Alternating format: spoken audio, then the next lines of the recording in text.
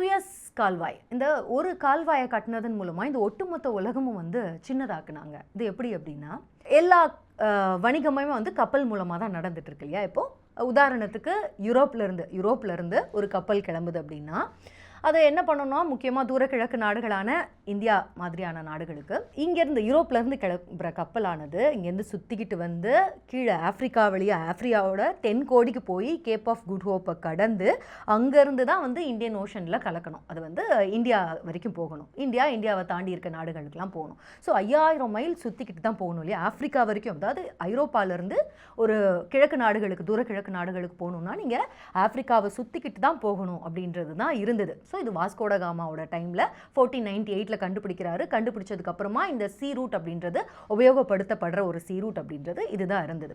ஆனால் இந்த கால்வாய் அப்படின்றத வந்து வெட்டினதுக்கு அப்புறமா என்ன ஆகுதுன்னா, ஐரோப்பாவிலேருந்து மத்திய தரைக்கடல் வழியாக அழகாக இந்த கால்வாய் 100 மைல் இருக்கக்கூடிய இந்த கால்வாய் 193 கிலோமீட்டர் நம்மளோட அளவில் சொல்லணும்னா, வெறும் இந்த 193 கிலோமீட்டர்ஸ் இருக்கக்கூடிய இந்த கால்வாயை மத்திய தரைக்கடலிலேருந்து கடந்தோம் அப்படின்னா எடுத்த உடனே செங்கடலுக்கு வந்துடலாம். ஸோ செங்கடல்லேருந்து நேரடியாக நம்ம வந்து கிழக்கு நாடுகளுக்கு நம்ம போயிடலாம். ஸோ இதன் மூலமாக நீங்கள் வந்து 5000 கிலோமீட்டர் சுற்றிட்டு வர ஒரு சி ரூட் இருக்கு இல்லையா?